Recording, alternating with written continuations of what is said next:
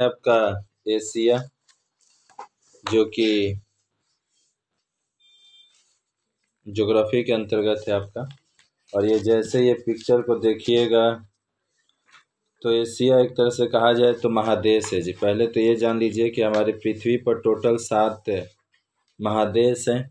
उन्हीं महादेशों में एक हमारा एशिया पड़ता है और इसी एशिया के अंतर्गत हमारा देश जिसमें हम लोग निवास करते हैं भारत ये आता है। ठीक, यहाँ पर पहला पिक्चर देखिएगा, यहाँ पर दिखाई दे रहा है पृथ्वी की छत पामीर का पठार।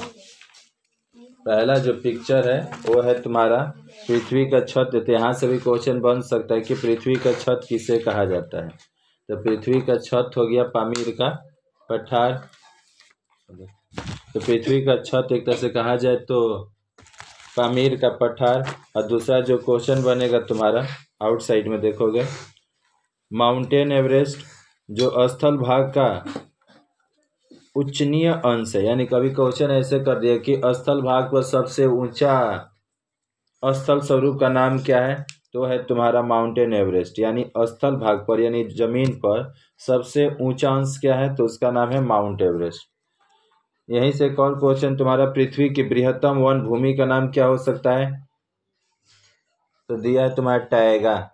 पृथ्वी पर बृहत्तम मतलब होता है सबसे ज़्यादा बड़ा वन भूमि यानी जंगल वाला जमीन, तो है टाइगा।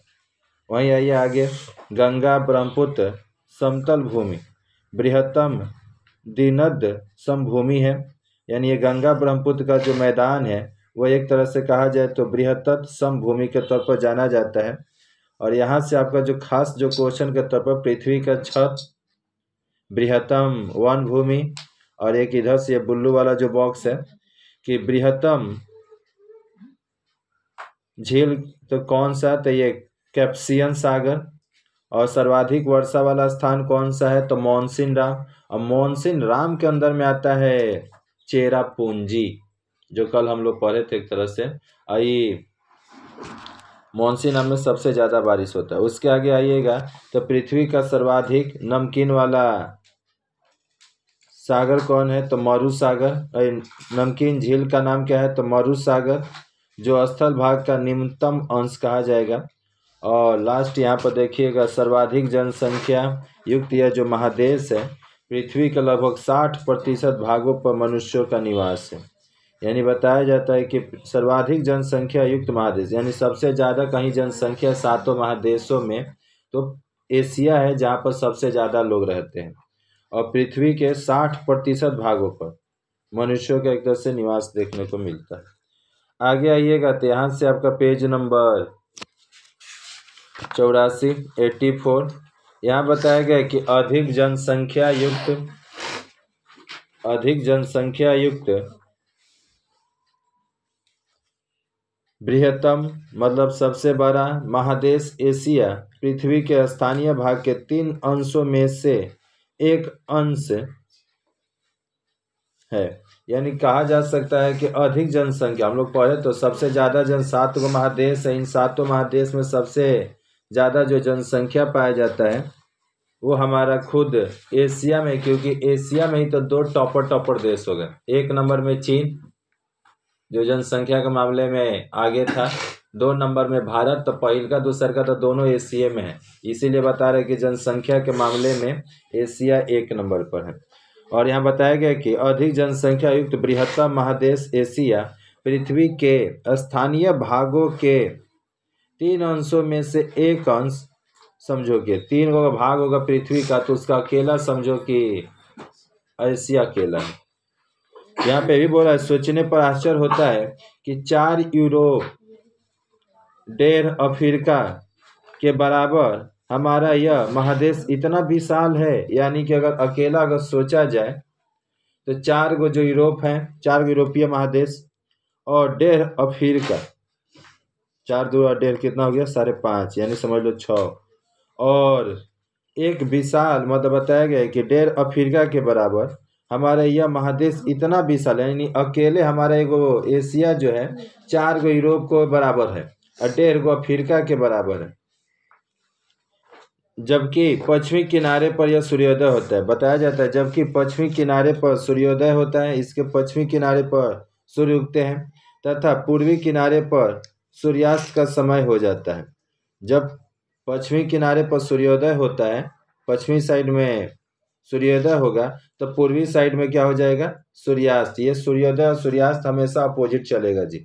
जब पश्चिमी पर सूर्योदय बोला तो पूर्वी पर क्या बोल रहा है, सूर्यास्त हो जाता है। ऊंची ऊंची पर्वत चोटियां यहीं पर देखने को मिलेगा, विराट पर्वत पठार, फैले हुए मैदान, उर्वर नदी, उपत्याको महादेश, कुछ ऐसी स्वतंत्र विशिष्टताएं हैं जो अन्य महादेशों में देखने को तुम्हें नहीं मिलेगी। ये सिर्फ एशिया ही एक महादेश है जहाँ पर ऊंचे ऊंचे पर्वत हैं, विराट पठार हैं और फैले हुए मैदान हैं और उर्वर यानी कहा जाए तो उपजाऊ नदी है और भी बहुत सारी विशेषताओं का ये महादेश सिर्फ एशिया है। किसी अन्य देश में इतनी सारी खासियत तो देखने को नहीं मिलेगा, इसीलिए एशिया को ना चरम विशिष्टताओं का महादेश कहा जाता है कि हाँ एशिया जो है वो चरम विशिष्टताओं का महादेश है। आइएगा यहाँ पर तो हम लोग एक बार तनी पिकलू की डायरी में एक बार पढ़ लेते हैं कि पिकलू की डायरी में क्या आपका खास है। तो यहाँ पर आपका दिया गया पिकलू की डायरी में देखिएगा कि सबसे पहले ये एशिया का क्षेत्रफल कितना हो रहा है, कितना हो गया जी, इकाई दहाई सैकड़ा हजार 10,000 लाख 10 लाख 44,57,900 वर्ग किलोमीटर, यानी पूरा एशिया जो महादेश है उसका जो क्षेत्रफल बता रहा है कि ये आपका लगभग 44,57,900 वर्ग किलोमीटर हो। वही अगर इसकी स्थिति देखिएगा तो 1 डिग्री 16 इंच उत्तर अक्षांश से लेकर 77 डिग्री 43 मिनट उत्तर अक्षांश, और फिर इधर बता रहा है कि 169 डिग्री 40 पश्चिमी नहीं, ये है पश्चिमी देशांतर से 26 डिग्री 4 ये पूर्वी देशांतर, पूर्व में प्रशांत महासागर और पश्चिम, मतलब इसका बता रहा है अब इसका क्षेत्रफल कि कहाँ पर कौन कौन है। तो पूरा में बता रहे एशिया का प्रशांत महासागर पड़ेगा और एशिया के ही पश्चिम में भूमध्य सागर होगा और इसके उत्तर में एगो सुमेरु महासागर, जबकि दक्षिण में हिंद महासागर आपको देखने को मिलेंगे। यहाँ से एक और क्वेश्चन आता है कि यूरेशिया किसे कहते हैं, ये यूरेशिया किसे कहते हैं। तो यूरेशिया किसे कहते हैं, तो एशिया और यूरोप 2 गो महादेश हुआ ना, और ये दोनों महादेशों को सम्मिलित रूप से यूरेशिया कहा जाता है। यूरोप एक महादेश है, एशिया एक महादेश है, तो यूरोप और एशिया दोनों को मिलाकर सम्मिलित रूप से जो बना हुआ मतलब स्थल खंड है उसी को यूरेशिया कहा जाता है। दोनों को मिलाकर किसको किसको बोले, एशिया और यूरोप को सम्मिलित रूप से मिलाकर जो एगो खंड बन रहा है, स्थल खंड जमीन बन रहा है, उसको यूरेशिया कहा जाता है। फिर यहीं से एक और आता है यूराल नदी किससे कहते हैं। तो एशिया और यूरोप के बीच, एशिया और यूरोप के बीच एक यूराल पर्वत है और एक यूराल नदी है, सॉरी नदी नहीं है, मतलब कि यहाँ बताया कि एशिया और यूरोप के बीच एक पर्वत भी है, तो उस पर्वत का नाम हो गया यूराल पर्वत, और जो नदी वहाँ से निकल के जाती है उसका भी नाम रख दिया लो यूराल नदी। आगे देखिएगा पॉइंट जो दिया है आपका वो है आपका एशिया और अफ्रीका को लाल सागर और स्वेज नहर अलग करती है, यानी एशिया एक महादेश है, अफ्रीका भी क्या है, एगो महादेश है। ये दोनों की दोस्ती को तोड़ने का काम जो करता है वो है लाल सागर। लाल सागर दोनों के बीच होकर गुजर जाएगा, दोनों जान अलग अलग हो जाएंगे।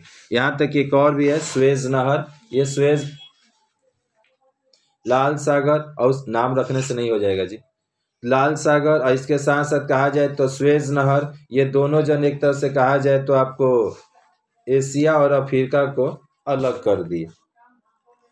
यहाँ पर सबसे मस्त चीज यहाँ से आपको याद रखने वाला जो है कि एशिया जो हमारा एक महादेश है, पहले ये जानिए कि हमारे टोटल पृथ्वी पर ना, पृथ्वी एक हमारी, और इस पृथ्वी पर टोटल कहा जाए तो लगभग के अंदाज के हिसाब से 200 देश पाए जाते हैं। लगभग 200 देश इस पृथ्वी पर हैं। किताबों में कहीं 100, मतलब वही लगभग 200 में हम जाएंगे। अब सोचो 7 गो महादेश मिलाकर, 7 महादेश मिलाए तो कितना हुआ? 7 गो महादेश है और 7 महादेश के सारे देशों को जोड़ेंगे तब जाके हुआ 200। यानी मेरे अंदाज से लग रहा है कि कितना पड़ेगा, 30-30 के हिसाब से पड़ सकता है। यानी एक महादेश में लगभग 30 होना चाहिए। बाकी आप ऐसे मतलब हिसाब के से, बाकी अब यहाँ पर देखें कि अकेले एशिया में ही 48 गो, मतलब समझो कि 1.5 गुना तो अकेले ये लेकर बैठ गया। यानी समझिए कि एशिया में 48 गो देशों की संख्या पाई जाती है। और इस एशिया के कुछ प्रमुख जो शहर हैं उसमें आपका दिल्ली आता है, हम लोग का दिलवालों की दिल्ली, खुशी शहर कोलकाता भी है, यहाँ तक कि टोक्यो भी है, टोक्यो, कराची भी आ गया पाकिस्तान का, लाहौर आ गया, बीजिंग है। ये सारे कुछ हर जगह के जो एशिया में देश पड़ते होंगे उनका कुछ फेमस शहर यानी प्रमुख शहर के यहाँ नाम दिया है। आगे जाइएगा तो आपका दिया है एशिया महादेश, जो सभ्यता का, एशिया महादेश यानी सभ्यता का जन्म क्षेत्र और प्राच्य संस्कृति का उद्गम, यानी जो प्राचीन एक तरह से कहा जाए प्राच्य संस्कृति का उद्गम किस प्रकार हुआ। यहाँ बता रहे जाति, जाति यहाँ से राष्ट्रीयता को ले लिया, जाति, धर्म, वर्ण, शिल्प, संस्कृति और जन समुद्र और जीवन यात्रा को विचित्र में अन्यन है यह महादेश। यानी कहा जाए तो एशिया महादेश में न कई जाति के लोग निवास करते हैं, कई धर्म के लोग नहीं। बगल में तो है, हम लोग हो गए मानो हम लोग का हिंदू धर्म, यहीं पर बगल में ही मतलब तुम्हारा बौद्ध धर्म, सिख धर्म, और बगल में तुम्हारा मुस्लिम धर्म, और भी मानो कि कहीं और देश में कहीं बौद्ध धर्म हो जाएगा। तो हर धर्म का एक तरह से कहा जाए तो एशिया में आपको देखने को मिलेगा। यहाँ पर अनेक वर्णों के भी लोग रहते हैं, अनेक शिल्प और संस्कृति से जुड़े हुए हैं, तो सबकी अपनी अपनी जीवन यात्रा है। ये सारा जो विशिष्टताएं देखने को मिलता है सिर्फ एशिया में मिलता है। बोला जाता है कि ईसा के जन्म के लगभग 3,500 मतलब कहा जाता है 3500 से लेकर 5000 वर्ष पूर्व एशिया की बड़ी बड़ी नदियों के उर्वर उपत्यांकों में नदी केंद्रीय अनेक सभ्यताओं का जन्म हुआ। यानी ऐसा माना जाता है कि जब ईसा के जन्म के लगभग 350 से लेकर 3500 से लेकर 5000 वर्ष पूर्व एशिया के जो बड़ी बड़ी नदियां थी उन नदियों के मतलब कहा जाए तो उर्वर उत्पत्त्यांकों में, यानी कि कहा जाए उनके शाखाओं में बड़ी बड़ी एक तरह से केंद्रीय सभ्यताओं का जन्म हुआ। मतलब कि ईसा के जन्म के बाद एक तरह से कहा जाए तो तुम्हारा अनेक मतलब सभ्यताओं का जन्म हुआ। सिंधु नदी के किनारे हड़प्पा मोहन का आपने पढ़ा होगा 6 क्लास में कि सिंधु नदी के किनारे जिस सभ्यता का जन्म हुआ था वो आपका हड़प्पा मोहनजोदड़ो एवं सिंधु सभ्यता वर्तमान में आज भारत और पाकिस्तान, सिंधु सभ्यता का मतलब हुआ वर्तमान में जो भारत और पाकिस्तान का ही विकास हुआ है, यानी इसी का सम्मिलित रूप है। आगे जाइएगा तो आपको एक तरह से इसी प्रकार टाइग्रिस और यूफ्रेटिस नदी के उपत्यका यानी कि घाटी में उन्नत मेसोपोटामिया, यानी कि मेसोपोटामिया की सभ्यता कहाँ चला गया तो ये चला गया टाइग्रिस और यूफ्रेटिस नदी के किनारे, यानी उसकी घाटी में मेसोपोटामिया की सभ्यता का जन्म हुआ है। यहाँ तक कि सुमेरु सभ्यता जो कि वर्तमान में तुरस्क और इराक में उद्भव हुआ है, इसका भी जन्म एक तरह से कहा जाए तो वही टाइग्रिस और यूफ्रेटिस नदी के कहा जाए घाटी में हुआ। यानी कि बताया गया कि जो हमने इससे ऊपर वाला में पढ़ा कि हड़प्पा या मोहनजोदड़ो जो सभ्यता है वह सिंधु नदी के किनारे चला गया, घाटी में चला गया। और ऐसे यहाँ पर आपका टाइग्रिस और यूफ्रेटिस नदी के किनारे मेसोपोटामिया या सुमेरु सभ्यता का जन्म हो गया। फिर आगे आइएगा, यानी यहाँ से क्या पढ़ने को मिला है कि हम लोग ये पढ़े थे ना कि ईसा के जन्म के 3500 से लेकर 5000 वर्ष पूर्व मतलब पहले जितना भी सभ्यता बनता था वो सब नदी के घाटी के किनारे बनता था, नदी के मतलब घाटी में बनता था। ईसा के जन्म से लगभग 3,500 से लेकर 5,000 साल पहले जितना भी घाटी बसता था, जितना भी शहर बसता था, उस सब मतलब जो भी सभ्यता बसता था, उस सब कहा जाए तो नदी के घाटी के किनारे, मतलब नदी के घाटी में बसता था।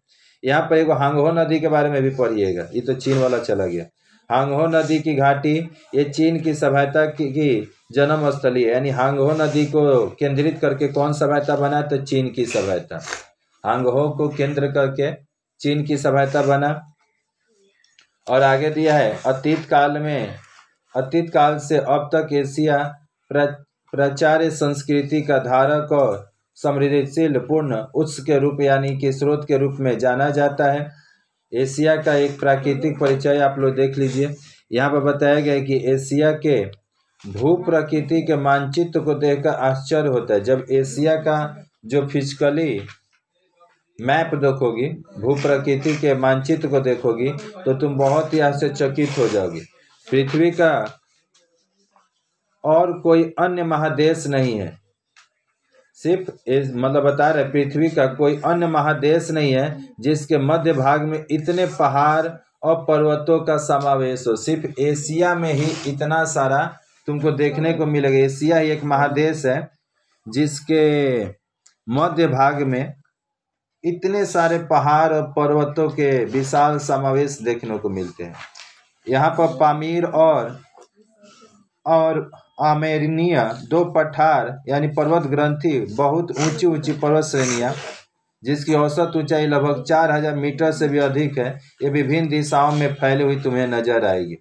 पर्वत क्षेत्र पश्चिम में भूमध्य सागर से पूरब में प्रशांत महासागर तक फैला हुआ है। यहाँ पर आइएगा तो आपको एक मैप है, और इस मैप को देखने का जो तरीका आपको हल्का फुल्का हम बतला दे रहे हैं। यहाँ पर देखिएगा, नीचे एक चार्ट है, दिखाई दे रहा है बॉक्स में। हाँ। अब उस चार्ट को जब देखिएगा तो उसमें सबसे पहले आपका जो रंग दिख रहा है, कौन सा रंग है, ये ग्रीन टाइप करना हल्का सा, ये बता रहा है उत्तर की समभूमि को दिखा रहा है। जहाँ जहाँ पर ऐसा रंग दिखाई दे, ये वाला दिखाई दे रहा है, ये वाला रंग कहाँ पर है, ये वाला रंग जो पहल का है, एक नंबर वाला जो रंग तुमको दिखाई देगा वो सबसे ऊपर में तुमको दिखाई देगा। देखो ऊपर नाम लिखा भी है, ये वाला, ये हो गया पूरा, यहाँ से लेकर ये सब कहाँ हो गया, इसका नाम हो गया उत्तर की समभूमि। फिर यहाँ पर आओगे मध्य भाग की पर्वतीय भूमि। अब इसको खोजो, इसमें कहाँ है, यहाँ पर देखो कहीं पर तुमको दिख जाएगा। कहाँ दिखा जी, मध्य भाग की पर्वतीय भूमि आप लोग को दिखा,